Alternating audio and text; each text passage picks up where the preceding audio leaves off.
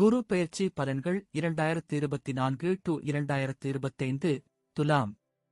முன்கோபம் அதிகம் இருந்தாலும் தன்னுடைய வாக்கு சாதுரியத்தால் பிறரை கவர்ந்து இழுக்கும் ஆற்றல் கொண்ட துலாம் ராசி நேயர்களே, சுக்கிரனின் ஆதிக்கத்தில் பிறந்து உங்களுக்கு ஜென்ம ராசிக்கு 3, 6க்கு அதிபதியான குரு பகவான் திருக்கணிதப்படி வரும் 1, 5, 2024 முதல் 14, 5, 2025 வரை வாக்கிய பஞ்சாங்கப்படி 1, 5, 2024 முதல் 11, 5, 2025 வரை அஷ்டம் ஸ்தானமான 8ஆம் வீட்டில் சஞ்சாரம் செய்ய இருப்பதால் பண விஷயத்தில் சற்று சிக்கனத்தோடு இருப்பது மிகவும் நல்லது. உங்கள் ராசிக்கு 3, 6க்கு அதிபதியான குரு பகவான் 8இல் இருப்பது விபரீத ராஜயோகம் என்ற காரணத்தால் அதிக பாதிப்பை ஏற்படுத்தாமல் ஒரு சில அனுகூல பலன்களை அடையக்கூடிய வாய்ப்புகள் உங்களுக்கு உண்டு. தேவையற்ற வீண் செலவுகள் ஏற்படக்கூடிய நேரம் என்பதால் ஆடம்பர செலவுகளை குறைத்துக் கொள்வது நல்லது.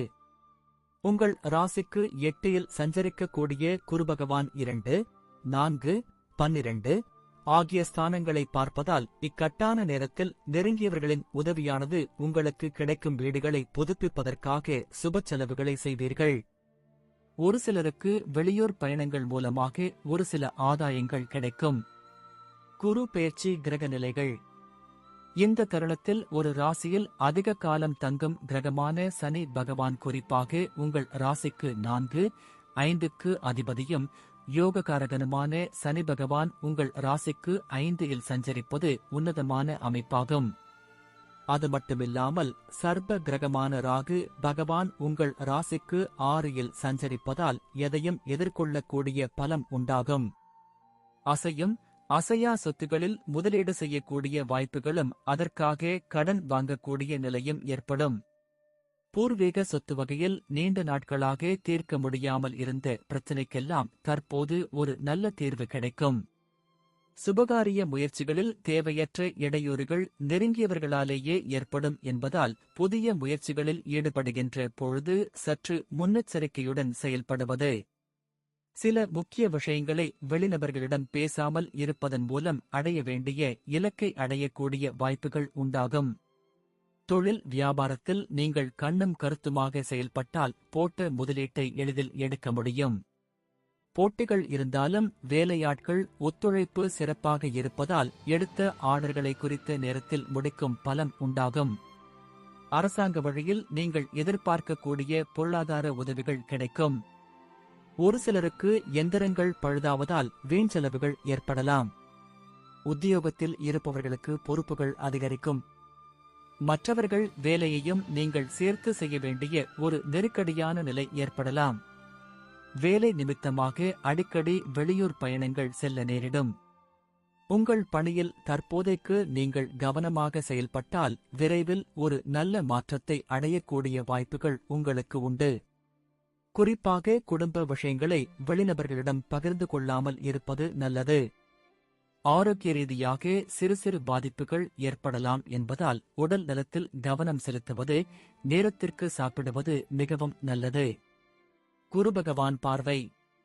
குரு பார்வை 2ஆம் இடம் குடும்பம், வாக்கு, 4ஆம் இடம் தாய், வீடு, வாகனம், 12ஆம் இடம் தூக்கம், விரயம்.